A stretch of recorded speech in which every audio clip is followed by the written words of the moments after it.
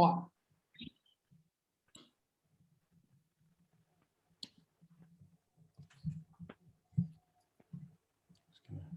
All yours, Louise. Thank you so much, and welcome everybody to Behavioural Science Club as you join us today. And welcome to regular attendees, welcome to new attendees, wherever you are in the world. We're extremely friendly here. Put on your chat box and introduce yourselves. Tell us where you're joining us from, if it's your first time. And also, if you've got the bandwidth, turn on your camera, because we love to see your smiling faces and whether you find anything humorous or makes you angry as we go along. So today I am delighted that we have got with us Chris Arning. We had Chris lined up a few weeks previous and something came back, so I'm glad he decided to give us a second shot. Chris is an expert in semiotics. He is the co-founder of the Semiofest. He might tell us what that is. He also runs courses, currently got one about to start, how to do semiotics in 7 weeks. And if that interests you, he's actually running a quick workshop, you might call it, next week, Chris. That's to give you a feel for whether you might like the course. He's the founder of Creative Semiotics. He's got a great presentation coming up for us. But before we dive in a few words, Chris, tell everybody, myself included, what are semiotics and why should we care about them, Chris? Okay, thanks, Louise. Well, it's great to be here, everybody. It's a kind of dull and grey afternoon in London, England, but that's the way we like it over in the UK with our lukewarm temperaments and hypocrisy. So Louise asks me, what are semiotics? Semiotics is actually a singular word with an S on the end. So built into the word there is the desire to break sort of settled patterns of thinking. And I would say semiotics has both similarities with behavioral economics and differences, but the way it's applied is as a provocative technique to reverse engineer culture and communications to help us understand them more effectively so we can serve our clients and help them manage meaning more effectively. So that's what I'm going to be sharing with you today. So I'm going to share my screen, Louise, if that's all right. First of all, apologise. Looking forward to it. I apologise for not wearing my tuxedo today. Louise has me lined up to replace Daniel Craig as the next James Bond. So next time I come, I'll have to. Very impressed with the tie, Chris. I'll have to scrub up, but I have worn a tie. I hope you appreciate that. Okay, so let's get straight into it. I'm planning to present for no more, hopefully, than half an hour. Now, I'm going to time myself as well. Can everyone see the screen? You just give me a thumbs up. Yes, Chris, we can. Okay, excellent. All right, so this is the Behavioural Science Club, and I'm Chris Arning, and I am CEO and founder of Creative Semiotics. And I'm going to tell you a little bit about me, and then we're going to go into what semiotics is. Okay. So who is Chris Arning? Well, I would say that I consider myself to be, have sort of, I wouldn't say multiple personalities, but I would say personas in terms of what I do. So I am in the middle. I consider myself to be an academic, someone that is interested in social science and attempts to educate himself on social sciences generally, principally semiotics, but also the adjacent social sciences that surround it. We'll talk a little bit about behavioural economics and obviously things like anthropology, to which semiotics is kind of connected. So I've written a number of academic papers. I'm currently writing a book, my 7th attempt to finish a textbook, guys. It's not easy. It's not easy to get an ISBN these days. ISBN, International Standard Book Number. On the right, I'm a consultant and I run Creative Semiotics, which is a boutique brand consultancy serving brand owners and their agencies to help understand the world of branding and the meanings they're giving off more effectively. I'm also a writer, poet, creative, and for me, my creative practice both feeds my consultancy, but also I learn a lot to kind of feed back into my creative practice from my consultancy. And for those creatives out there, I wish you productive, no creative blocks, smash through the resistance, keep producing and shipping content. But yeah, I'm a creative as well as a consultant and an academic. So I'd say those are my kind of 3 avatars for the Indian audience that I try and rock 3 in 1. Yeah, so I show this this image on my course, How to Do Semiotics in 7 Weeks. I think it's a really interesting image and it shows how emotional design works. And this is where I think we're already getting into behavioral economics to a certain extent, things like priming, things like framing, you know, familiarization. Semiotics is a word that can be quite forbidding to people. It's a word that bristles with scientificity. It's an otics, as we say in the UK, so it's a kind of has a scientific sense to it. Semiotics, in my conception, is a social science, and it does have, you know, we use rigorous techniques that are systematic in order to analyze brand material, and we sample culture, and we produce results that can be trusted to make decisions upon. However, I also feel that it's important to recognize that semiotics is also a fascinating subject. It's about understanding visual culture. It's about understanding the things that surround us, the things that we take meaning from. So what could be less forbidding than the humble cupcake? So, so I think that this is my logo, which is on top of the cupcake, which I provided for some clients at a networking event some time ago. But I also think there's something interesting here around the cupcake that came to sort of that sort of appeared, I believe, in the States in the sort of 20s and 30s, and sort of grew to be associated later with kind of the organizational man, the homespun, you know, the growth of sort of plastic and home appliances, the age of mass affluence post-war in the 1950s. So the cupcake represents kind of consumerism to a certain extent as well. It's about gratification, it's sweet, it's cloying, it's Moorish. And ultimately, although I have my issues with aspects of consumerism, in terms of semiotics, we are in the business of creating desire for products and brand preference. So I think it's quite an apposite image. And hey guys, you're already doing semiotics because you're starting to dig into the visual imagery and you're starting to kind of look at the connotations, the social meanings, the ideologies that we're reading into visual objects. And that is in the essence of semiotics. I would say that I'm going to fail this afternoon. What I'm going to fail at is not rocking a great sort of smart casual look, hopefully, on the call.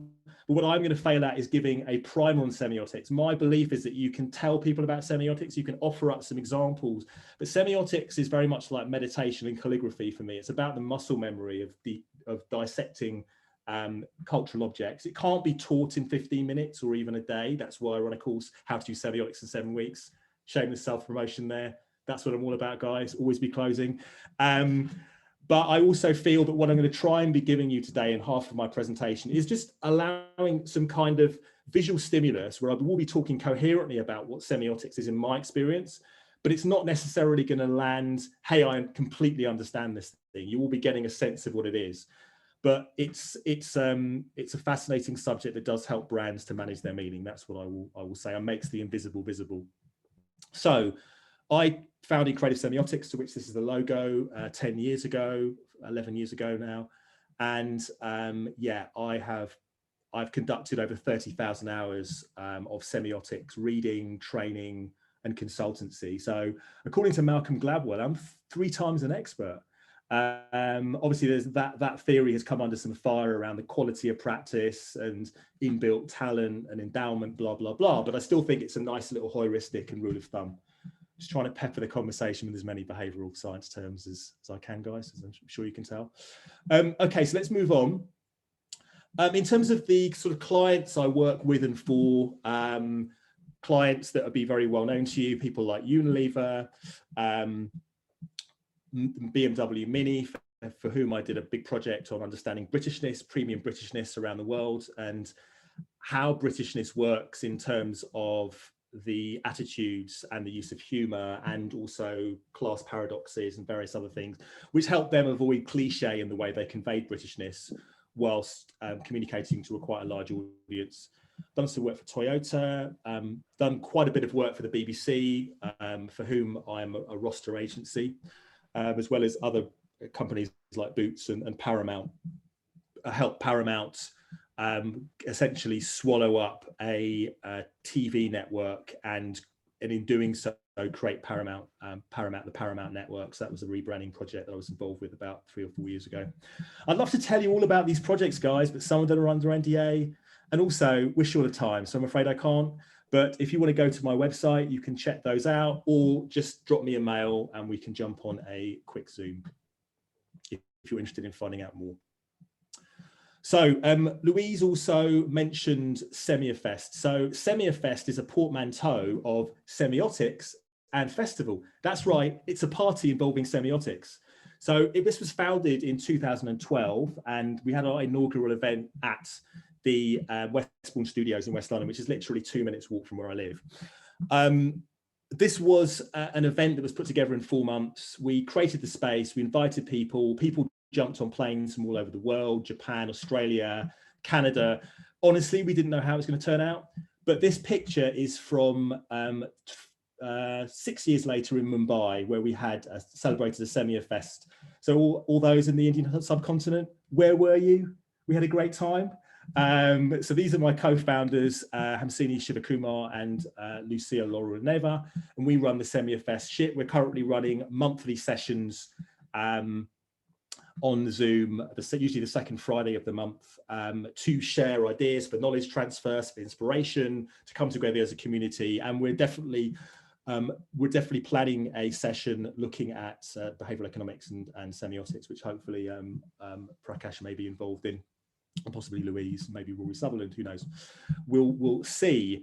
So yeah, Semiofest I like to cheekily refer to as Nudstock, but for semiotics, or Nudstock as like Semiofest, but for behavioral economists. So I think Nudstock started the year after Semiofest, and I'm not suggesting that Rory had, you know, any eyes on us before he started this, but we are much smaller. We are much a small gem compared to the sprawling conference that Nudstock has with the heft of Ogilvy. But we are similar in the sense of creating a forum for sharing ideas, inspiration, and a bit of soulfulness in a world that can be quite isolating for those that work on their own. So that's what we're all about.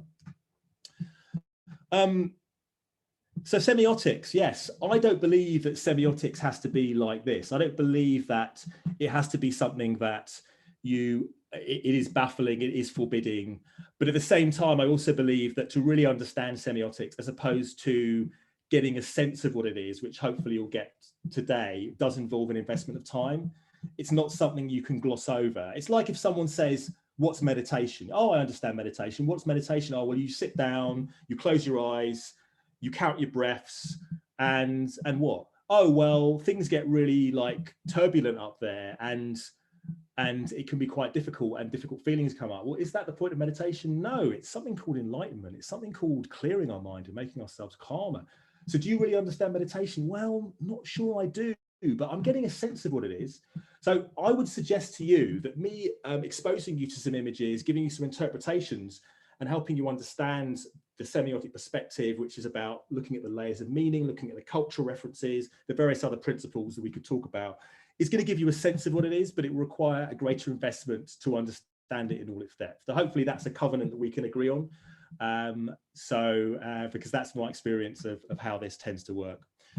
So what I'm going to do is talk a little bit more about semiotics, hopefully with some examples that will give you a sense of how semiotics works in terms of branding. Now, I suppose I should give you a definition of, or at least where the word semiotics comes from. So semiotics comes from the ancient Greek word semion, meaning sign. So conventionally, people talk about semiotics as the study of signs and meaning. Now, those that say the studies of signs and symbols, I always have a bit of a bugbear about that, mainly because a symbol is a subset of a sign. There are many different ways you can cut up the sign typologies, but I look at signs as having sort of more or less 6 different versions. There's the symbols, icons, indexes, signals, metaforms, and names. I'm writing about this in my book. I'm not going to go into great detail. Suffice to say that a symbol is a magnet for meaning. It's a sign that tends to absorb and accumulate meaning over time, and it tends to be around belief ideology, so often used by religions, often used obviously by brands, came from heraldic, the world of heraldry, to signify some aristocratic affiliations and affiliations with different sort of baronial and power groups. Anyway, but if you can hold in your mind that semiotics is the study of signs and meaning, but in the world of branding, it tends to be wider than that. It tends to be about implicit communication. So that communication you pick up on that has an effect on how you feel or think about something, and will have probably through, depending on how salient it is and how effective it is, through long-term memory encoding and the way it sits in your associative memory, will have an effect on your brand preference, and therefore, of course, on brand KPIs. So that's the principle upon which semiotics is useful in marketing. So I've sort of jumped the gun in a way, but I got the sense that people wanted me to give some definition. So in terms of what semiotics is, I thought I'd give you a few examples of the way essentially semiotics looks at brands as semiotic marketing systems. So it suggests that everything communicates, and the shape of brands, the colors they use, the typefaces they use, the placement, the music they might use, all of this communicates to audiences, to stakeholders. I'm working on a brand at the moment, very different from this, which I'll talk about in a second, for an insurance company, where their avowed aim is to create a brand campaign that not only speaks to their target group, to whom they have not communicated with long-term brand building for campaigns for a number of years, but also that galvanizes the internal workforce and employees who have been demoralized by a recent scandal, which I can't talk about clearly for client confidentiality reasons. So it's, you know, Charles Peirce suggested that a sign is something that stands to someone for something in some respect or capacity. And a brand is a series of signs that stand to people for in some respect or capacity. And if you're a brand owner, you need to control the meaning to make sure the respect and capacity that your brand stands for is the correct one. And that's where semioticians come in. I thought I'd just share this, this piece of work, which is for PlayStation, which appeared in London towards the end of lockdown last year. And it's actually a very smart piece of work. It's a way of building the PlayStation brand into the London skyline, which they've done by taking over tube stops, essentially underground stops. And you'll know that the London Underground roundel is one of the first proper corporate logos in the world, and one of the most recognizable logos in the world. And so what PlayStation have done is kind of borrow the cultural capital and the meaning of the London Underground logo, and they've promoted their own symbols, which is cheeky, playful, inventive, and brings a bit of the underground connotations of the Sony PlayStation brand for those that know it. I think there's something interesting too about imprinting this brand in the heart of a city at a time when we were all locked indoors. So it's a marriage of the physical world and the virtual. So that's the example of how symbolism works for brands. Another example, very different category, very different price point, is the brand Hermes. And so what you have here is you have strange objects flying around. You have a very shallow depth of field. You have no clear message except a tagline that's about objects coming alive. Now you'd ask yourself, why is a luxury brand doing this stuff? But this is precisely where semiotics is so useful, because often brands use coded signals to speak to certain target groups who they believe have the level of education, the symbolic education, and the cultural capital to understand the references. And if you're an exclusive brand, you don't want to sell your products just to anybody. You want to convey that you are sort of for the discerning, for the sophisticated, for those that have had a certain level of education, particularly in a luxury world, which is fighting off counterfeiting, conspicuous consumption, bling, and other things that tarnish the brand. I mean, you could talk about scarcity, bias and all that sort of stuff as well, which comes in. But, you know, essentially this visual tableau is tapping into the surrealist motifs, the fetishization of the objects, the creation of abstract backgrounds, the floating of objects in various weird schema. So this is, again, where semiotics comes in. So not only decoding symbolism, as in the PlayStation example, but understanding artistic and cultural references. Another example would be from this, which I believe is Fenty Beauty, the Rihanna brand. And this is where, you know, I asked a behavioral economist who also loves semiotics, where she feels semiotics and and behavioral economics link. And she was very much referred to the ability of semiotics to be aware of culture and how it's evolving. Now, this ad wouldn't have appeared 10 years ago for so many reasons. One is about the representation of people of color in skincare advertising and beauty archetypes, which have been, let's face it, very Caucasian for a very long time. And only in the last 5 years, partly as a result of what happened last year around Black Lives Matter, but I would suggest before, the growth of Black cool, the commodification in some cases, or at least the appropriation of Black cool. But what you have here is you have a simmering sort of transmitting of attitude, of uncompromising attitude, of reveling in beauty. And there's a defiance there because, of course, the expectation from 5-10 years ago was that these women aren't as beautiful as women who are lighter skinned because of racial hierarchies, right? But also what you see on the woman in the left is you see the picking and the casting of unusual physiognomies that you don't expect to see, and a kind of contrast in a way between the two models in terms of physiognomy as well as the shades. So you've got some really interesting things going on here. Aside from the collage, which is montage technique, often used to convey a punk ethos, a revolutionary, a radical ethos. So many things going on here. This is the sort of cultural material you need to understand if you're a brand, because these are being picked up by millions of people all the time. Now, some of them may not be able to articulate them in the way I have, but they are having an effect on their overall impression of your brand, which will lead to brand image and therefore brand equity. So that's an example, 3 examples of semiotics in the real world. In terms of building brand image and brand equity, but if we go a step back from that, what about distinctiveness? Byron Sharp, How Brands Grow, beating the drum for brand distinctiveness, that distinctive assets are what we need to convey. Now, what could be more distinctive than this? I'm not even going to insult anybody by asking what brand this is, because that would just be patronizing. So we have a brand that is based on the red and white. We have a ribbon. We have a ribbon that conveys community, that conveys longevity, that is calligraphic, that has a classicism to it. Arguably the contoured bottle of this brand is one of the most famous brand assets out there. But at the very least, you have something that immediately conveys its identity through visual signs. You don't even need to communicate verbally to know what this is. Another brand, probably less well known to you, which is a brand that I have patronized in the past. I think this may even be a shirt from this particular this particular couturier, is a brand called Paul Smith. And Paul Smith is a brand which in its brand ethos talks about it being eccentric with a twist.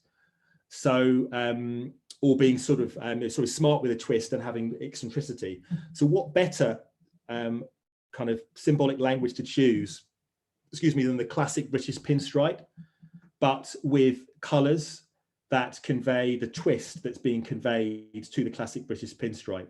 So this is another example of how semiotics conveys brand identity, not only to convey distinctiveness, but also beyond that to convey meanings that we can latch onto, and that if you're a fan of the brand, that build your brand loyalty and your sense of connection to that brand.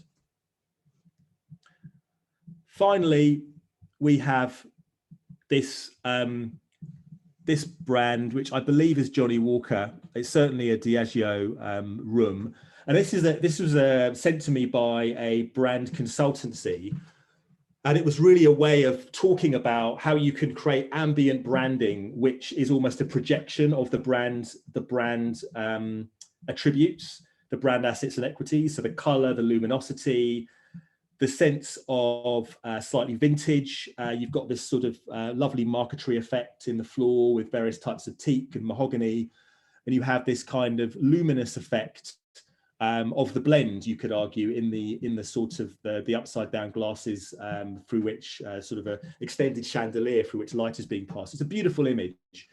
And this is, if you visit it and you're a fan of Johnny Walker, going to resonate with your brand associations and reinforce those brand associations. So again, another example of how identity is reinforced through these elements.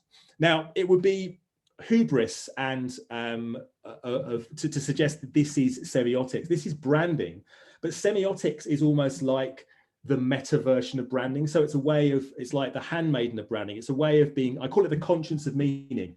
It's a way of being aware of the creative choices you're making. And rather than just being arbitrary and choosing this color or that font. It's about making sure that you're discerning, prudent and strategic in your creative choices. Just as I have with the cap, the black shirt and this tie. So just on to the sign. So some of you may be wondering, okay, what does this have to do with signs? Well, I think in the world of semiotics, sign is something that comes very much down to us from academic semiotics, which I'll come on to, is definitely really lauded. I really respect academic semiotics. I read all the time. I am in contact with academics. I buy books all the time. I want academic and commercial semiotics to have a symbiotic relationship where we offer them problems to solve. They come up with new theories.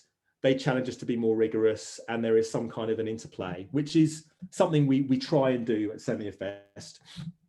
But in terms of signs, I like to call them on packaging cues, because a sign often gives someone the sense of something that's kind of advertising. This is something to be taken in. Whereas actually often these things are kind of overlooked, but that doesn't mean they're not having an effect. So in this case, obviously you've got this cognac, you've got Napoleon with his hand in his coat, you've got the Courvoisier typeface in a kind of serifed manner with a very sort of calligraphic Le Cognac de Napoleon there, as well as the color. You've got the fluting of the bottle. Well, those can be said about that, about the opulence of the 17th century, you know, the France prior to the revolution, the notion of hierarchy and aristocracy and all those things that are built into the product semantics of the bottle. Those are all signs, visual signs.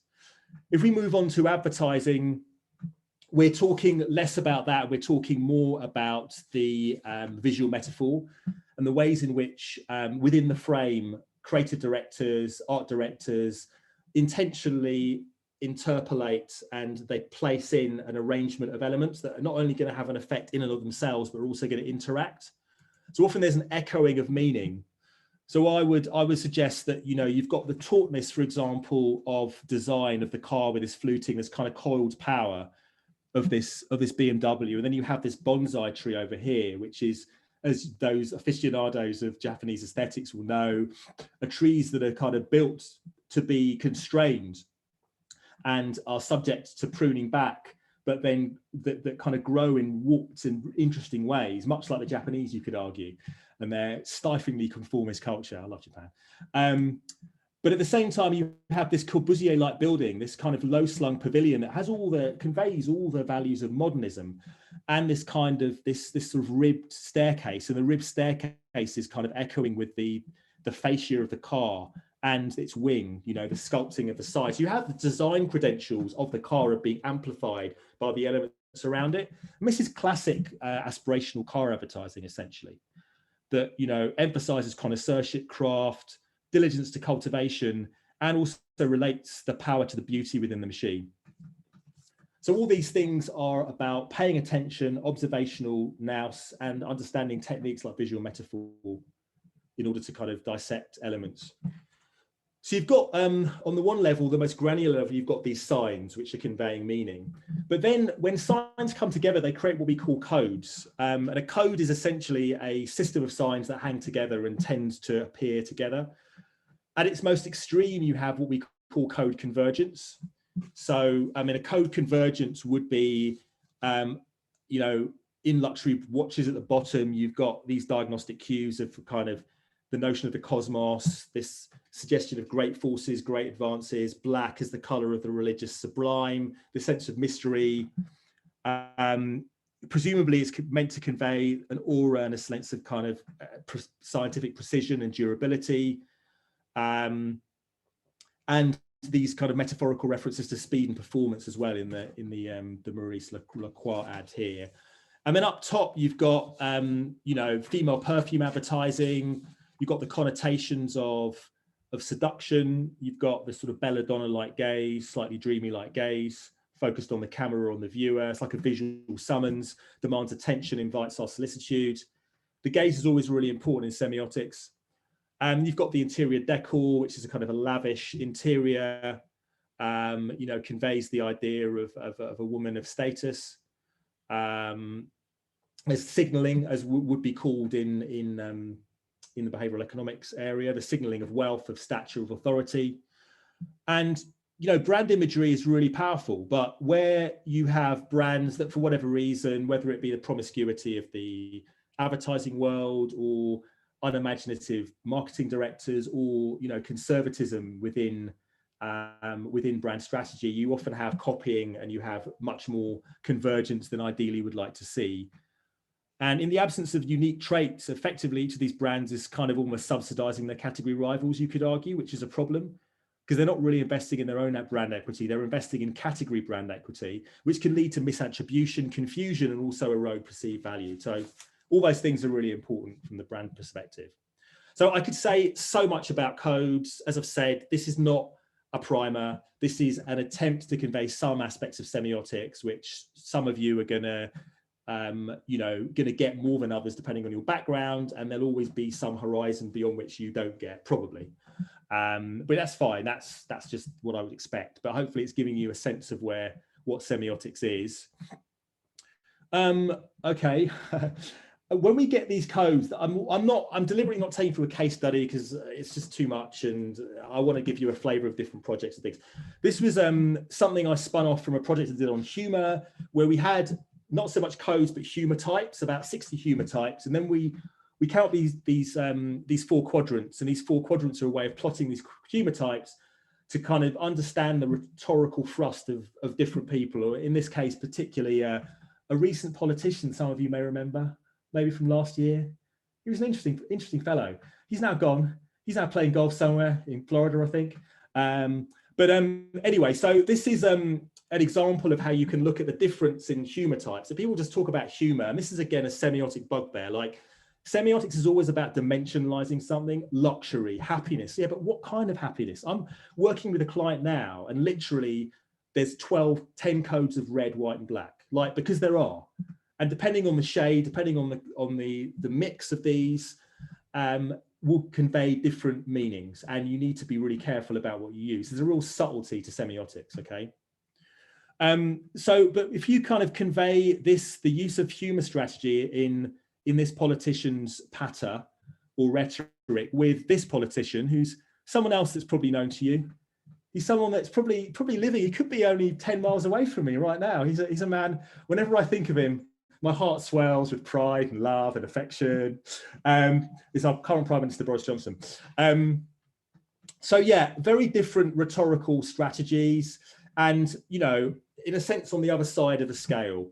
So in terms of his use of humour kind of codes, and semiotics is about differentiation, it's about distinctiveness, it's about pulling apart what you might take as, oh yeah, they're both blowhards, and they're both, guys, this is too basic. Like, we can't understand this. Like, what about the cultural factors?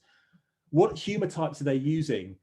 What sort of cultural references do they use? You know, what are their emotions? How do they play upon things happening in the world?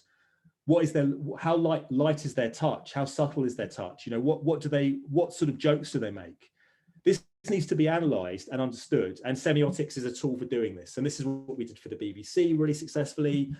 And as a way of exemplifying that, I thought I'd apply it to these 2 gentlemen, if I can use that term. Okay. So, I mean, this is just a few models for you. Semiotics is about understanding culture, but above culture, or not above culture, but kind of a microcosm of culture is ideology. Obviously, this has come out particularly in the last few years with this notion of the culture wars. You know, depending on your ideological persuasions, you may read things differently.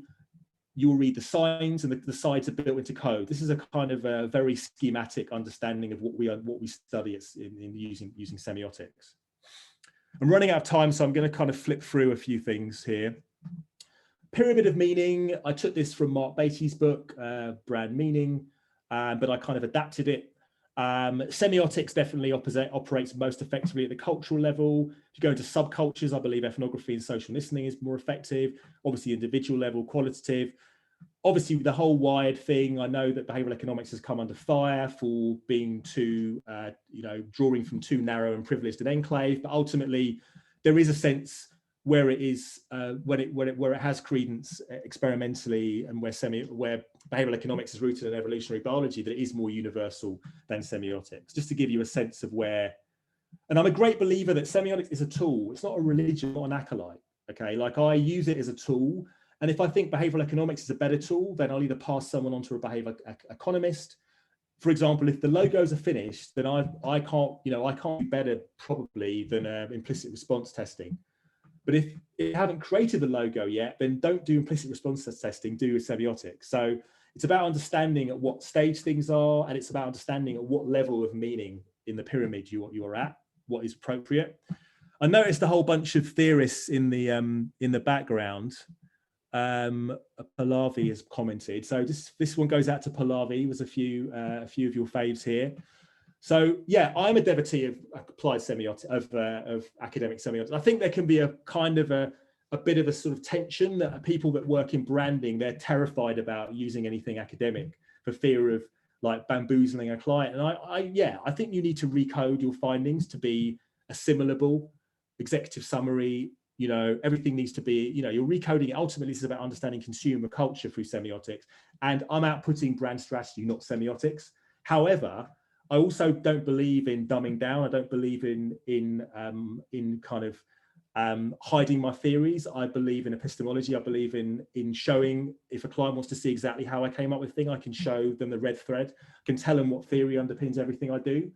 So I'm a believer in like explaining things, being consistent, and not hiding away. He said, then wondering what kind of difficult questions you guys are going to give him in the end. But yeah, there is like this division in the sense of academic semiotics can be seen as a philosophy of representation, whereas applied semiotics is practical tools of object analysis, and particularly in my world for the benefit of brand owners and their agencies, in order to positively impact on brand image, equity and preference. Again, all this stuff is going to be in my forthcoming book, Brand Semiotics and 35 Diagrams, which you can pre-order in the chat. No, not yet. But hopefully I will be finishing that not so long. But to say, yeah, I mean, semiotics is confusing for people because it is linked with other academic subjects, and it can work very well alongside, and often is mistaken by often mistaken and conflated with by clients who, bless them, they've got so much to do. Why should they understand? This is my job. This is all of our jobs to educate them. But it often work really well with, but often are conflated with other subjects, including behavioral economics and behavioral sciences. I'm not going to go through this, but yeah, obviously these are, every so often I just pull out the 10 random projects that I was contacted for and by most recently. And here are some of them. Everything from understanding how to create a drink for millennials, a fintech company to create more distinctive assets, UK clothing brands, all the way through to understanding the discontents and contradictions of neoliberal democracy. Yikes. Good luck with that. Anyway, so not all of these came through. These were things that I was approached for. Probably about half of them, or maybe six or seven of them, kind of went through. But just to give you a sense of the sort of projects that I'm approached by.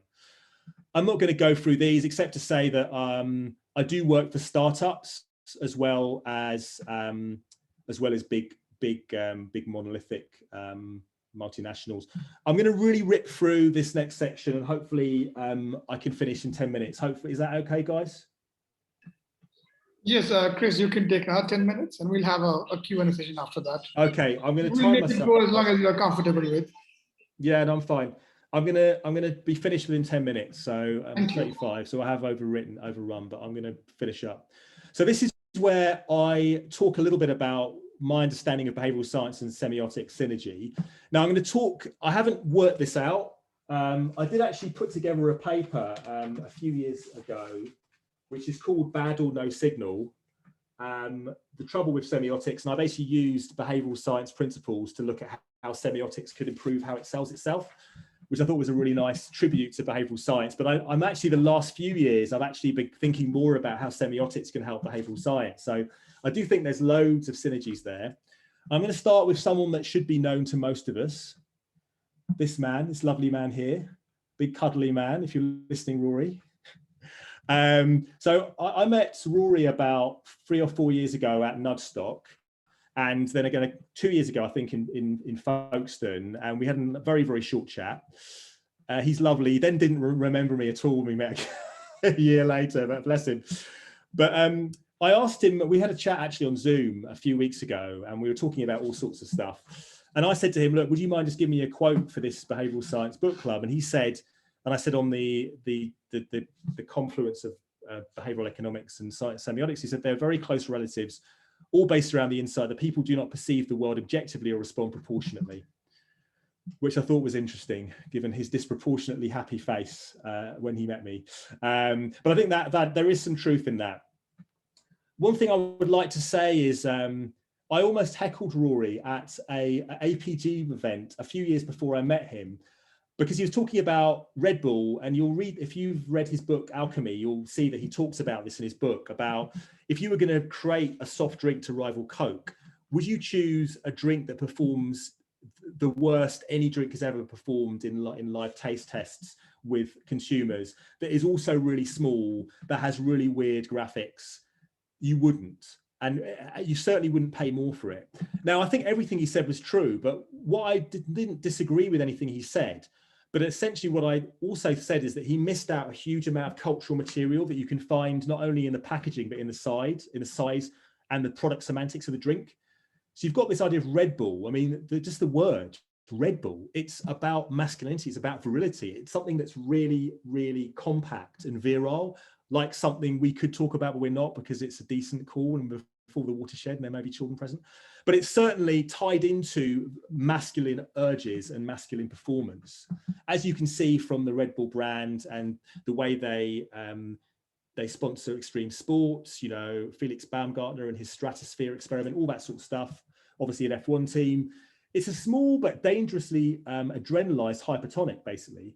It's a concentrated slug of semi-magical entropy. It's more like an elixir than a drink. So you can't compare it with Coke. It's a misconception to compare it. It's a completely different level. It's sui generis. Now, I've worked with beauty serums for Unilever, and there is this kind of less is more preciousness through the dinkiness of the product semantics that actually mean that paradoxically something that's smaller, because it's more potent, has more value. You could talk about scarcity bias here as well, but I'm not going to. But then you've got the lurid colouring, the cultural material that's been accreted around the brand, speed rush, competitiveness, record breaking, and that is of course in the consumer mind. So I'd argue that the carbonated soft drink reference doesn't even come into it. It's sui generis. That is the genius of Red Bull, and without understanding the cultural software that's built into it, you cannot understand that. So I do think that Rory's analysis is absolutely valid, but I think that you're missing a huge amount without semiotics. So yeah, where I think I talk about semiotics and branding, and I suggest that when you meet someone at a party, they say, well, what field do you work in? And you say branding, and they go, oh, you mean marketing? You're like, no, not exactly branding. And they're like, look, I've seen Bill Hicks. It's marketing. Come on, guys, just get over yourselves. Well, yes, it kind of is, but and I know I'm going to spark a massive debate here because this is a huge hot topic. But the way I consider it is very much like this own analogy of marketing is like asking someone out on a date, and branding is having a decent dating profile. So branding is something that lives while you're asleep on your website. Marketing is the actions you take. Branding is who you are. So I do think that there is this distinction. And I think that for me, behavioral economics, I'm not saying behavioral economics can't have an effect over here in branding, but I see it as more playing into marketing, and semiotics is more upstream and it's more about branding. So that's what I would say. In terms of names, we helped Unilever understand the difference between elixirs, which are about perpetuating youth, and vaccines that are about staving off the ravages of old age, and how that is coded into the product semantics, which you can see. I'm not going to belabor the point, and how this really helped them develop their dry serum. We helped the World Resources Institute understand, well, I helped in an early phase, and then the behavioural insights team came in and did a more rigorous subject of it, where they polled thousands of people. And what they understood was, first of all, priming someone with vegan or vegetarian on the menu is going to mean they're less likely, if they're veg curious or flexitarian, meaning they generally eat meat, but they would eat vegetarian options. They're less likely to choose a vegetarian meal if you prime them. But also the use of language, if you call something a Darth Vader burger, it's more likely to be eaten than a meat-free bean burger. You know what I mean?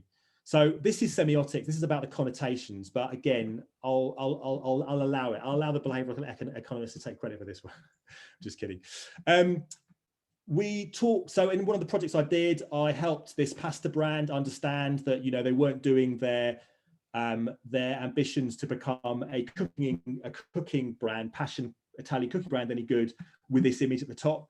They needed to kind of build in some scarcity, some premium codes, and some cultural capital into their packaging, which they ended up doing down below. Very, very basic example here, but I'm just rushing now to finish things. Help with some a project on pharmaceuticals, and this is where semiotics is really useful. It's like a circuit breaker where research keeps feeding back all the same findings. Semiotics says we need to take a step back. In this case, it was understanding that stressed out addicts who are trying to give up smoking do not need overwhelm and cognitive overload. So the behavioral economics pulled out all these elements that were going to basically prevent nicotine addicts going for NRT, nicotine replacement therapy, like patches, and were more likely to send them towards vaping. I'm not going to go through all these, but they were the things the behavioral economists picked out. And as a semiotician, we looked at the design codes and showed how they needed to move from understanding efficacy as scientific laser signifiers and move towards understanding efficacy as empathy and warmth and emotional design. So that was the big flip that we helped them understand. And these were some of the visualized options. And this was the kind of very stark binary opposites that we helped them understand. This is the world that addicts want. And this is the world you're conveying on your packaging and on shelf. So you need to kind of move over here. Anyway, I'm coming to the end now. So I'm going to just finish off by talking about some anti-racism work that I've been involved with. So this is my colleague, Asif Nurani, and we've done some stuff looking at racism and the way it's perpetuated amongst well-meaning people as effectively about comfort and delusion. Now, comfort is about things like affinity bias. I'm just going to read some of these things out before I forget. It's about affinity bias of liking people like us. We think about hiring behaviors. It's about cognitive misers. We don't like to go into reflective blame. It's cognitive dissonance. We don't like to be confronted with things we may not like about ourselves. Moral credentialing bias. There's various other elements that we think about. Illusion of empathy, selective perception, etc., etc. That's the comfort side, and then the delusion side is that, you know, we're fed with images that perpetuate racial hierarchies. Now, if you can take your eyes away from this gorgeous, savagely handsome-looking beast here on the right, which is me, sub 2 minute, 800 meters, guys. I'm just saying, I should have really gone to the Olympics. But this chap here was a friend of mine. Like, I don't believe that the sports master that seated him in the front was racist knowingly, but this just rehearses all the visual tropes of imperial photography from the 1920s in Africa. And that perpetuates racism. So racism is perpetuated through a delusion. And as the Black Lives Matter protest that I went on last year said, the new racism is to believe that racism doesn't exist, or to deny that racism doesn't exist. So I'll leave you on that somber note. But just to say, I think that as Rory said, you know, behavioral economics and semiotics are bedfellows. We both think about subconscious factors. We're both interested in context. We also both believe sometimes the irrational, counterintuitive solution works, and that efficiency is wrong where it means that we're not being effective. Because being efficient and running in the same direction does not make you more effective. So all these management consultancies, they need to kind of pay attention to behavioral scientists and semioticians. So I'll leave it there. I know some quotes actually, but I'll maybe put those, Prakash and Louise, you can share those in the post chat where everyone's moaning about how long I've gone on. But yeah, no, pleasure to be here, and yeah, look forward to questions. Thank you so much, Krish. That was fantastic. Now we have officially around 9 minutes remaining. I hope you can see my screen. I can, yes. Okay, that's Riker, second in command to Captain Picard on the Enterprise, the Next Generation Star Trek. This is season 1. Okay. And then this is him. Season 2, you have this happening. Yeah. And then I take a look at DS9. You have Cisco, who starts season 1, no beard, clean shaven, and as things progress, and as his life gets more complex, more responsibilities, he starts growing this goatee. Like, okay, what's happening out here? And then I look at this gentleman who is right now our Prime Minister, right? Narendra Modi, that's it, in his youth, his beard to this. And then voila, this is, our Prime Minister right now, right? At this stage, it's fantastic, gorgeous looking beard, majestic beard, right? And so I was very curious, and I was hoping to get an idea from you on what's happening out here. But then I also said, let me contrast this with something else. So apparently it's almost 100 years since a politician with beard competed for any sort of presidential post in the US. So I did some research because I would ask you about this. I got very curious what's happening out here too. And then obviously we all know this one. He is not going to be caught with a beard dead, but this is like totally kosher for him, right? And this was fascinating too. This is, I think, a real picture. It's not morphed. This is him. And then we have also this. Wow. Okay. All right. The question is, I'm trying to understand the semiotics of this male power / authority that we are projecting. In some places, and I hope I'm not being unfair to you because I'm just dropping something, but you are here and we love talking about culture and context a lot. And you are one of the best experts in this part of the galaxy, right? The Alpha Quadrant. Do my best, yeah. So what's happening out here? Why do different societies have different ideas of, projection of power, authority, or is it something else altogether, Chris? What is happening out here? Well, I mean, the first thing I would say, which is quite frankly to buy myself time so I can think about this in the background, is if you haven't read Barthes Mythologies, he has a whole section in there about the Roman haircut and the authority of the fringe, and how whether it's Cicero or Augustus or Julius Caesar, how in films where the Romans are wearing togas, they have this sort of fringe with a kind of curl on it, and the ways in which that conveys certain types of authority, this notion of sovereignty and godlike aura, basically. So I think there's a parallel there. I mean, I think it's interesting. I could talk about the beard thing in two ways.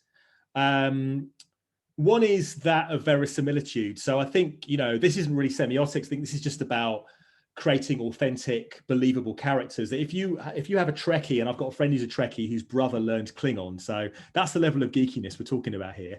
All right. I love Star Trek, but I'm not a massive aficionado. I think it's really clever and stuff. But I think if you're a real Trekkie, as he is, you notice the progression of characters over time. So having facial hair is a way of a shortcut, a heuristic to conveying kind of middle-aged, if you like.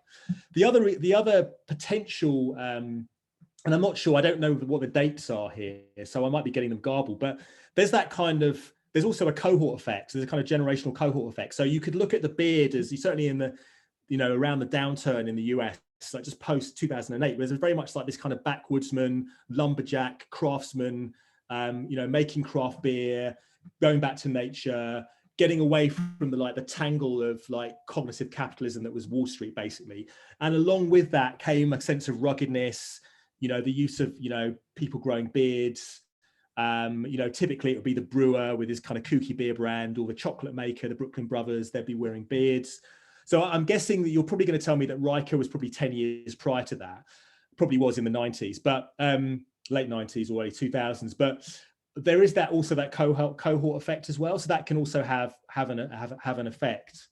I mean, I also anecdotally I will say that if you go to some countries in the Middle East, like Iran, Turkey, there just seems like the beard and facial hair has a real rootedness in terms of what it says about a man and manliness. I mean, every Olympics there seems to be a Iranian bearded weightlifter or something winning a gold medal, or wrestler or something. So I don't know, that last is a kind of rather frivolous answer, but hopefully that's given you some Thank you so much, Chris. I really appreciate you taking the time out here. I want to invite Louise out here. Louise, please join us here. Help us with the moderation. Chris, if you're kind enough to stay for a couple of minutes extra, people want Absolutely, yeah, to hear absolutely. more. Let's go 15, 20, 30 minutes overboard. I'm sure that'll be fine. Yeah, yeah. As long as you want. All yours, Louise. Thanks so much. And Chris, such a lot of detail. I hope everyone's not quite as bamboozled as I was. There's so much to take in that I feel I need to go away and do a bit of individual research. But I've written down for myself that it's how meaning's created, how meaning's communicated, how signs and symbols create meaning, a sign, anything that communicates meaning. It made me think of a video I've just watched. I don't know if anyone else is a Bruno Mars fan. Anderson .Paak, they've got together and made Silk Sonic, and they've got this fantastic video going at the moment. It's real 1970s. It's got a real 70s vibe. They're all dressed up as, like, I don't know, the Commodores, you know, the shirt straps to the shoulder. And it's communicating so many messages, you know, telling us that they really admire those 70s soul singers, that they think it's cool, that they love the fashion. So I suppose we can just pull this, into anything, can't we, Chris? It can be drawn in anywhere. It's a deep, deep subject, I think, with many other divergences that we can go down. Now, I noticed a question earlier on from Priyanka. It's very general, but it is a good question. Priyanka, would you like to join us to ask Chris your question about the process? Yeah, sure. Hi, Chris. Hi. Hello. So I just wanted to ask, what is the process followed? Like, I mean, Johnny Walker, and it's kind of like going forward from Tony's question as well. Like, all of those, like Johnny Walker, Paul Smith, like these are symbols, like who's identified. Like it's history. It's history in the making, like Coca-Cola. Like you could show that red, and even if the white is not there, it's Coca-Cola is what's getting triggered. But what is the process you follow to identify and develop codes and symbols, like from scratch? Like when you're like making the future developing symbols from scratch. I mean, I'm actually pitching for a project on Monday, which is about developing a symbol from scratch. And we're probably going to use culture scope. So a culture scope is a project where you're pulling in relevant references from the prevailing culture. I tend to do that in 3 ways. One is literature review, depending on the subject. So if I'm doing something on Black British culture, I'm going to the Black Cultural Archives, I'm going to the Stuart Hall Library in Shoreditch, I'm reading books on multiculturalism and the Black British experience in the UK. There's also expert interviews. So that isn't strictly semiotics, but what that does is it alerts you to the inventory you should be looking at. And the third thing is cultural immersion. So it's also going to places, to subcultures where that subject exists. On this project that I'm pitching for, however, because the destination of the symbol to be developed is technology, we're going to be doing some social media listening and pulling trends from Instagram and from Twitter. So basically, I mean, I can't go through the process in great detail, but there's 2 ways of thinking about the process. One is a psychographic journey from panic and confusion through chaos to complexity to complicated to clear again. And that's like, you know, there's a thing called the Cinephone Framework that I believe really quite well describes the process psychographically of going through a semiotic process. But practically and tangibly, the first thing you do is you gather a corpus or an inventory of materials. So semiotic, the rigor of the semiotics depends on how you choose your materials, how wide the sample is, how true and valid the sample is, based upon the area of culture you're saying you wish to understand. Now, if it's a category audit, you'll be getting that from the client. They'll be saying, look, it's the luxury watches category. Here's a list of 40 watches, most of them Swiss probably.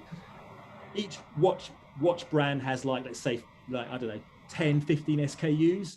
Each SKU has a place on the website. It has, let's say not everyone has its own ad. Maybe there's an ad for each 5. So you need to look at the ads, you need to look at the social media. You need to work out, given the time scale, how you break that down. And then from there, it's a process of looking for patterns. So there's things like pattern recognition. There's things like, categorization, Q validity, things I teach on my course, basically. But there is an 8-stage process to a semiotic analysis. And the first stage, actually, I tell a lie, is decoding the brief, because as we know with clients, the brief they tell you it isn't always the brief. So as an expert, I believe it's your job to understand what they need to understand to get to where they want to go, rather than what they say they think they need to do to get to where they want to go. That's your position as an expert to say, you've said this, but respectfully, I would suggest that will get you here. If you want to go here, you need to do this. But then the second stage is the gathering the corpus, and then you go from there. And you end by recoding the semiotics into brand strategy, basically, so that clients don't go, you know, who has dug up Roland Barthes or Ferdinand de Saussure? Like, what's this? Do you know what I mean? So hopefully that gives you a sense of that there is a systematic process to it. Okay. Thanks so much, Chris. Thank you, Priyanka. It's an excellent question. I hope that answered the questions that Pallavi and Tony had as well. A little bit more specific. Alessandra, do you remember your question from back at the beginning of the session? Would you, about the underground symbols? Would you like to put good that, Chris? afternoon. Yeah, my question is, so far you discussed about the different things from a sign, logos, or visual representation like that. Yeah. All of these like convey, let's say, a meaning. So they the sender send a message to the receiver. My question is, the receiver is going to experience like an emotion. This emotion is a construction of the receiver, or is something triggered by the sender? I mean, Robin Jacobson, you'll know his communicative function talks about different ways of thinking about the way messages are sent from a sender to a recipient. I mean, I would suggest that they're pulling from culture as well. I think that culture is the intermediating kind of factor.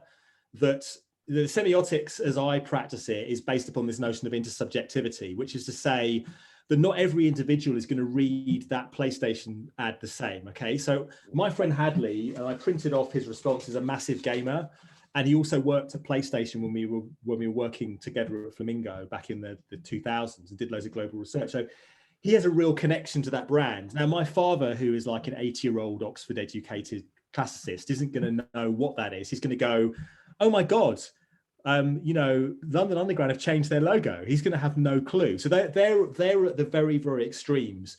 But I would argue that there's, within the target group that PlayStation wish to target, there will be a group of young people of different genders and different backgrounds who, even if they're not gamers themselves, will be vaguely aware of the fact that PlayStation for years have promoted their suite of primary shapes as representations of the control and of their surreal abstract world and the world of fantasy that they promote in their advertising.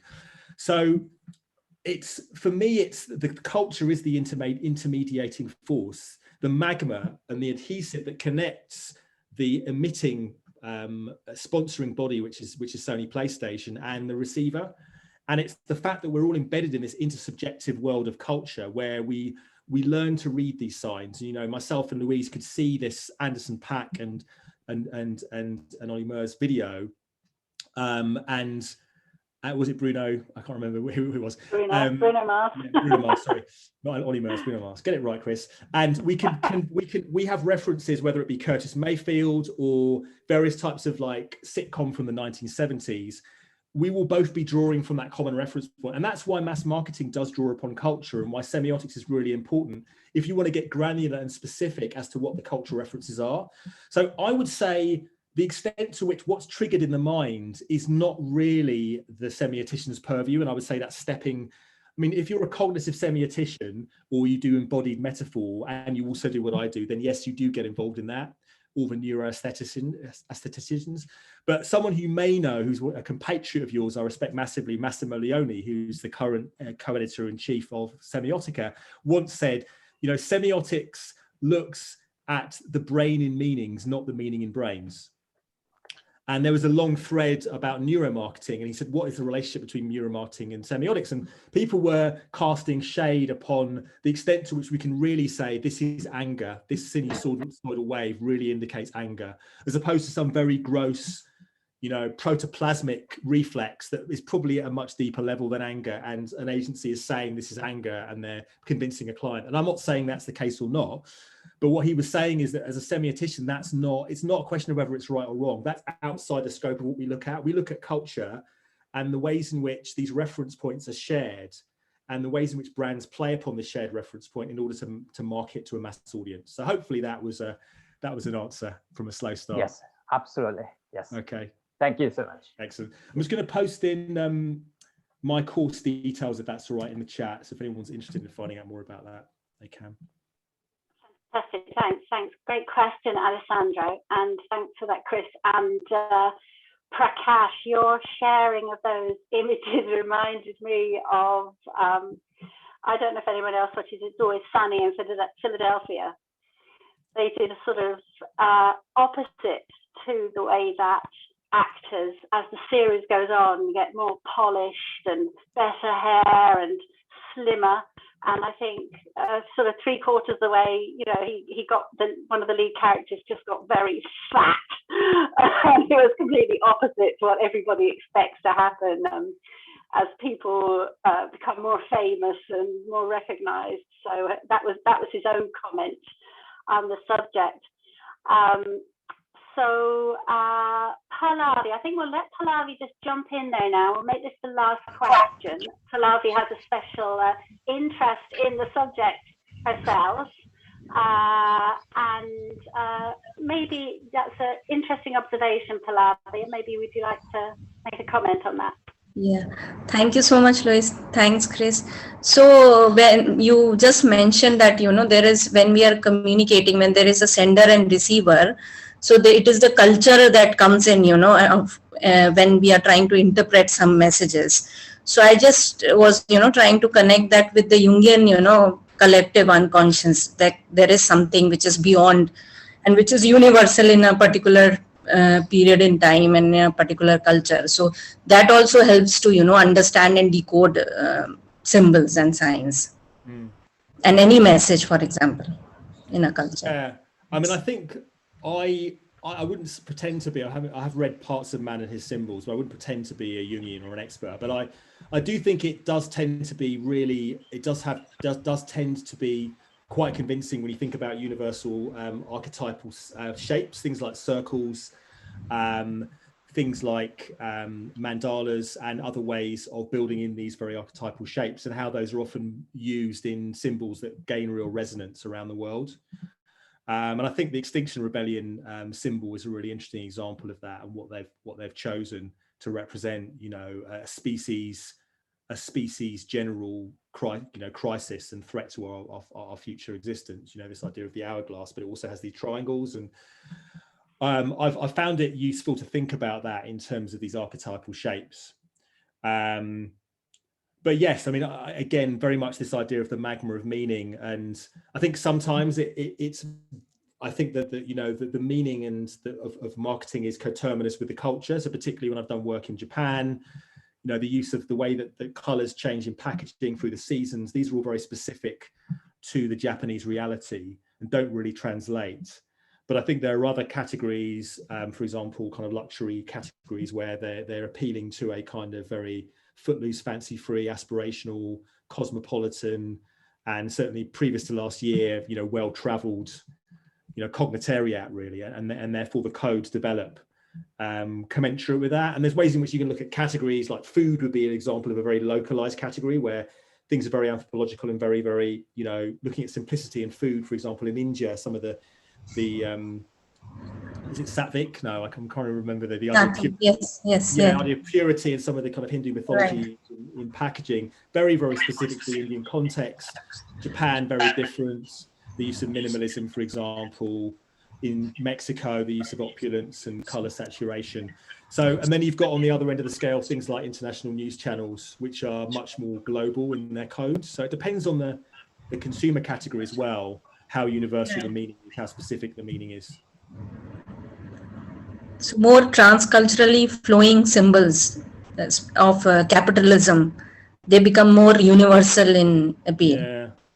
Yeah, I would say symbols themselves are kind of, I mean, it's more signals than symbols. I mean, there's a big debate around different types of sign and what's gaining prominence at the moment. So symbols, again, it does bother me. People use these terms incredibly imprecisely. People will use the term icon and symbol in the same sentence, meaning referring to the same thing. And it's like, no, a pictogram, okay, a pictogram at the Olympics is an icon, okay? The Olympic symbol is a symbol. The Olympic emblem is a symbol. And the pictograms are not symbols, they're icons. They physically represent the object. Anyway, there we go. I'll get off my soapbox now, guys. Thank you so much. Thank you for the question. And thanks, Chris. Now we have run 10 minutes over, so I am going to call a close on today's event. And I really want to thank everybody again for turning up and joining us. I want to thank Chris especially for joining us at a really interesting presentation. I don't know if we're allowed to have access to your slides, Chris, but maybe if you want to share some of it, we can put it in the group, or we can pull some pages out that you give us permission to share, which is great. As Chris said, the link is there in the chat to his course, and he's got an excellent LinkedIn page which has all the information. So jump over there and follow Chris so you can see all of his really interesting posts. I hope you'll join us next week. We are going to be talking with Sylvia Cotone, who is a behavioural science consultant at B-Way and lecturer in behavioural economics. I've just posted on my page, October's going to be fab. We've got some fantastic speakers. So I hope you're going to keep joining us. And thank you again all for joining us. I'll just hand over to Prakash to close the meeting. Thank you everyone for joining in from different corners of the world. I saw a lot of new people today. I think people from the world of design, semiotics, a couple of them will reach out to you, Chris. I saw, I think, Avi, and she had dropped in, Avi Keswani. She might reach out to you separately too. So guys, feel free to message, trouble him. I hope he responds. He's a busy man. If he responds, wow, like it's going to be fantastic. For us who are people who are in the world of behavioral sciences, I hope this session kind of opens us towards the possibility of also looking at, science and meanings, semiotics behind simple biases and heuristic. It makes our work much more powerful to look at the larger context. So please feel free to do that. If you want to develop your chops, get a book, better yet, sign up for the course. Chris, it's fantastic. You've already got a proof of it. Chris, before you go, is there anything you want to say? Anything I want to say? I want to say I was a little bit nervous getting on here because I'm not an expert in behavioral science, but I would say that Prakash and Louise, you are such warm-hearted hosts. You create a great atmosphere, and I just think it's a very heartwarming group. So I think that you really need to take a bow, the great community you built here. So I want everyone maybe to give a round of applause to Prakash and Louise for the great work they've done. So if that isn't thanks so much, Chris. Embarrassing sycophantic thing to say, but no, it's been really good. I would say that today wasn't a primer. If I'd had to give a primer, I would have probably taken like 2 months to boil things down. I would have covered much less ground and make it much more clear. I'm aware that what I've done is kind of blow your minds with too much content, but it's that old adage: if you give me 2 minutes, I'll take an hour. If you give me a week, I'll take like 20 minutes. If you want 1 minute, give me a year. And it's that old thing. So I also believe it's a bit of a fool's errand to try and do it anyway. So I'm reluctant to try and do that because I also believe it's very hard to learn how to do it outside of a course, and that's why I'm a believer in a 7-week course. It's a lot shorter than going to live in Estonia for 3 years. So swings and roundabouts, guys. But yeah, look, thanks so much for having me. It's been an absolute pleasure. Thanks so much, everyone. Join us next week. I'll just be jumping over now to the internet to do crash course in semiotics, and we hope that we'll see you all next week. Bye now. Take care, everybody. Bye. Bye.